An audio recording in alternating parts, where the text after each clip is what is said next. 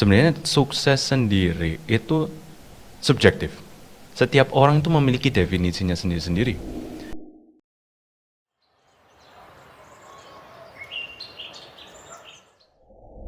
Oke, hello White Space. Perkenalkan, nama saya Timothy Ryan dari Universitas Surabaya, lulusan tahun ini.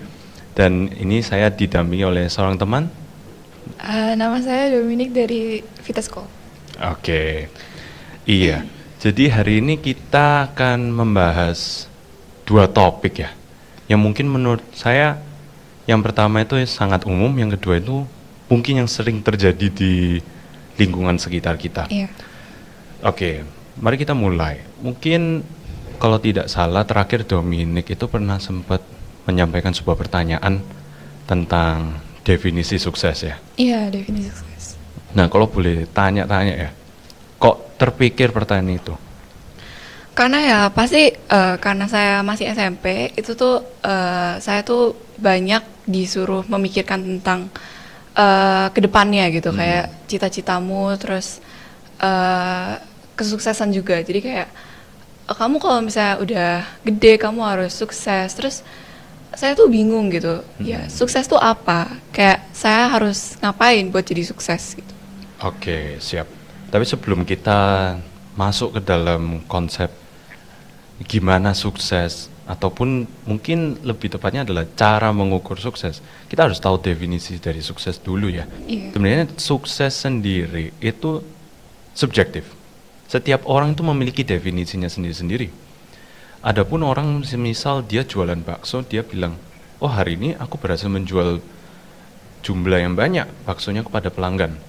Dan itu sukses bagi dia. Dan itu tidak salah. Tetapi secara sederhana, kalau misalnya kita cari-cari pengertiannya di internet ataupun di mana-mana, sukses sendiri itu istilahnya cuma satu, ketika kau mencapai targetmu. Dan sukses sendiri itu relatif berbeda-beda, tergantung tujuannya itu. Nah, kita sudah tahu definisi kita itu. Kalau misalnya kita kembali lagi ke Dominic ya, kau masih SMP ya sekarang, perjalananmu masih panjang, masa depan masih jauh dibandingkan aku sendiri sekarang ya. Bagimu sukses sendiri itu apa artinya? Kalau misalnya sukses bagi saya, mungkin karena SMP tuh mungkin pikirannya masih sempit, jadi mungkin lebih ke pendapatannya atau Pendapatan ya. Oke. It's okay, itu tidak salah. Apapun yang kau pikirkan sekarang itu mungkin sekarang, tapi kita tidak tahu di masa depan. Dan itu mungkin definisi sukses bagimu. Dan pastinya buat orang lain pasti beda-beda. And then setelah kita tahu definisi sukses, how do we achieve it? Gimana caranya kita mencapai sebuah sukses? Paling sederhana untuk mencapai sebuah sukses itu cuma satu, membuat sebuah target. Target itu bisa bersifat short term atau long term. Short term itu yang kita bisa sampai jangka pendek, mungkin 1 minggu, 2 minggu, ataupun yang seperti long term, 5 tahun ke depan, 10 tahun ke depan, atau sampai kita sudah selesai kuliah. Nah, tetapi pastinya di dalam membuat sebuah target sendiri ya, untuk menjamin kesuksesan, pasti target itu harus betul, tepat, dan pintar. That's why mungkin kalau saranku atau mungkin pendapatku sendiri adalah bagaimana kita membuat target itu smart, pintar. Smart itu terdiri atas specific, measurable, achievable, realistic, sama time bound. Ketika kita membahas spesifik, apakah goalsmu itu jelas? Yang ingin kamu capai apa? Itu yang pertama. Lalu kedua, kita membahas tentang measurable.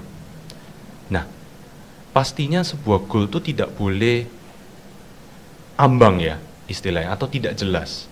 Kita pastinya mau membuat goals itu sesuatu yang terukur. Sama dengan kamu mengukur pakai penggaris, pasti sudah jelas, pasti objektif kan. Dibandingkan yang tidak jelas, pasti kamu berpikiran yang banyak hal.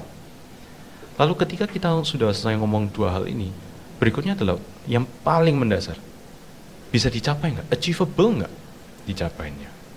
Nah, setelah kita melihat 3 hal ini, kita melihat ini, kita pasti lihat realistis nggak?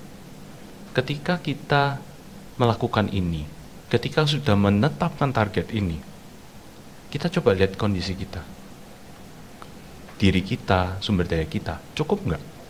Dan yang paling terakhir adalah kita melihat cukup nggak sih waktunya. Ketika kita men-set durasi, harus realistis, harus bisa dicapai dalam jangka waktu tersebut. Ketika 5 hal ini sudah kita bentuk, dijamin pasti bisa terpenuhi. And then finally, salah satu lagi adalah cara mengukur sukses. Nah, ketika kita membahas cara mengukur sukses, pastinya itu paling sederhana adalah kita melihat apakah target kita mencapai itu tercapai semua nggak? Ya betul kan. Kalau misalnya kamu hobinya apa? Hobinya main basket nih. Main basket, oke. Nah pastinya kalau main basket apa saja sih targetnya sebelumnya pasti? Target buat menang gitu. Iya, target iya. buat pasti apa ya?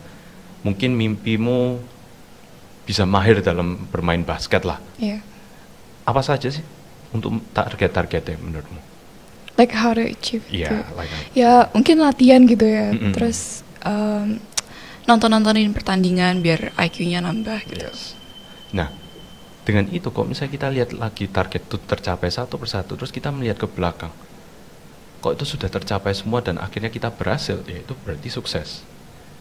Nah, and how do we maintain success? Pada akhirnya cuma satu, milikilah sebuah mindset bahwa kegagalan itu adalah pelajaran.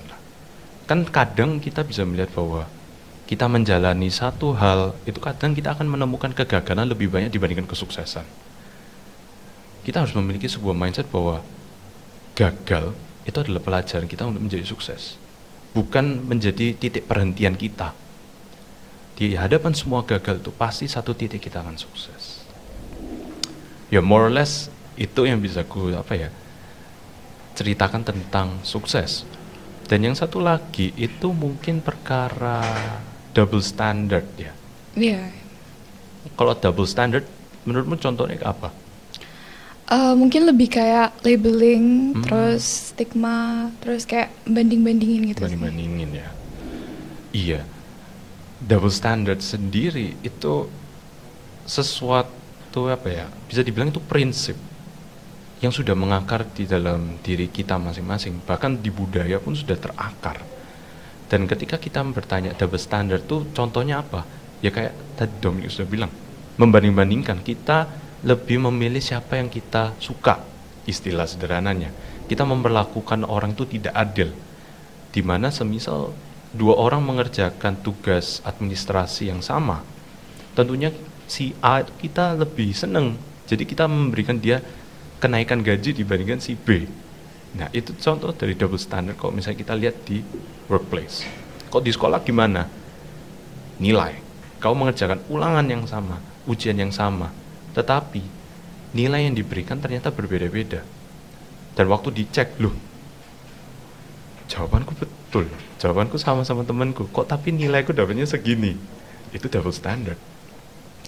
Dan ketika kita bilang, muncul pertanyaan adalah, baik nggak sih double standard itu? Jawabannya cuma satu, tergantung. Karena double standard sendiri itu adalah sesuatu yang bisa digunakan secara sadar dan tidak sadar. Ketika kita sadar melakukan double standard, berarti intensinya itu satu, kita itu mau mencapai sebuah hal. Kita mau memotivasi orang itu untuk mencapai lebih banyak lagi, memotivasi orang itu, atau kita mau, karena kita kenal orang itu, kita mau berbuat baik. Tetapi ada satu saat yang secara tidak sadar kita bisa lakukan itu. Nah, kalau menurut Dominic, secara tidak sadar apa sih biasanya yang terdorong buat kita double standard?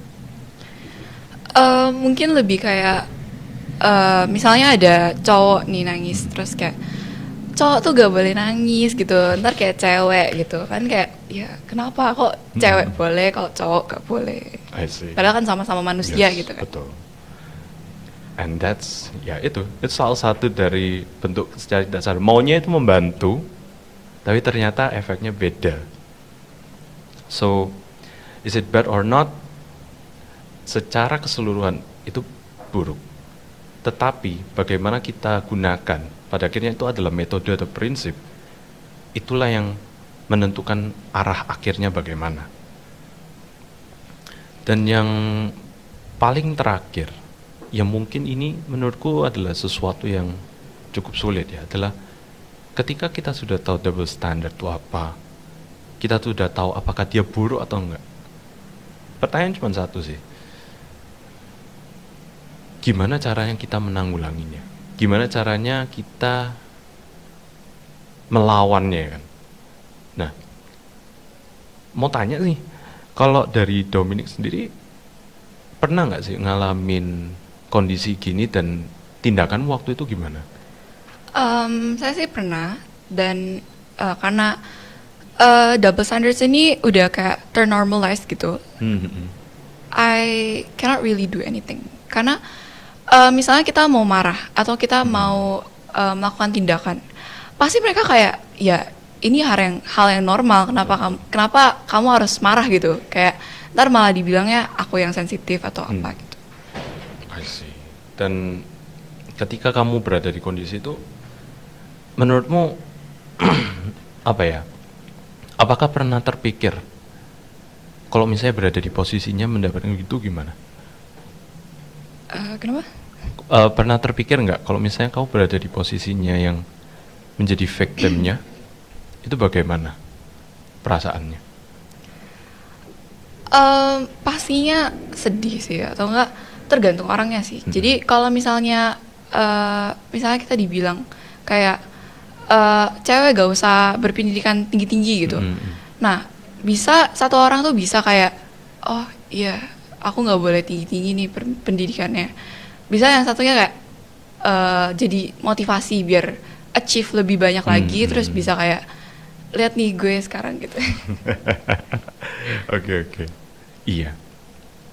Memang perlakuan double standard sendiri ya pada akhirnya akan selalu mengarahnya sedih ya, diperlakukan tidak adil pada akhirnya. So, apa yang harus kita lakukan adalah yang aku sudah kasih pertanyaan ke kamu, gitu, contohnya adalah kita coba memposisikan diri kita ketika kita mengatakan itu ke orang. Perasaannya gimana? Terus kita berpikir, tepat enggak kita lakukan ini? Tetapi kok semisal ceritanya adalah kita adalah victimnya ya, kita adalah korbannya. Satu cara yang paling mudah adalah ya speak up. Kita mencoba bertanya ke orang itu, kenapa kamu memperlakukan tidak adil gini? Alasannya kenapa? Kita harus mengerti, kita harus mencari tahu tujuan dia melakukan itu kenapa. Daripada kita berada di tempat yang kita tidak tahu apapun kan. Kita harus mencari klarifikasi dan mencari tujuannya buat apa. Dan setelah itu kalau misalnya memang pada akhirnya kita tidak bisa apa-apain ya, memang double standard sendiri, pelaku pun tidak semua pasti berhenti melakukan dan kita pasti tidak bisa apa-apain kan. Tentunya salah satu cara yang terakhir adalah ya milikilah sebuah pemikiran bahwa syukuri dengan apa yang kau miliki. Ketika kamu di dalam kondisi itu, terkadang double standard itu suka menyerangnya pada kondisi membuatmu kamu tidak merasa iri sebenarnya. Kok orang itu dapat, kok aku nggak dapat?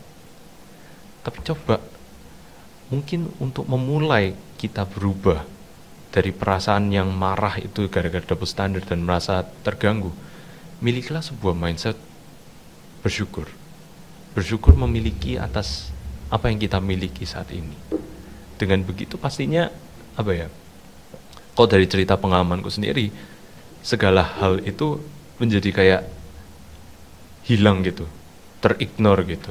Jadi sehingga kamu bisa fokus, ya this is my ability, ya if I'm worth this much, ya okay, it's fine.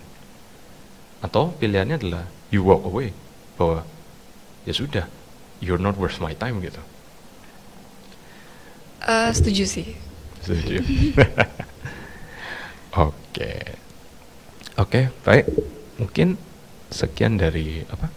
Dari Diskusi kita ini ya. Oke, White Space, thank you sudah mendengarkan, dan sampai jumpa di video berikutnya.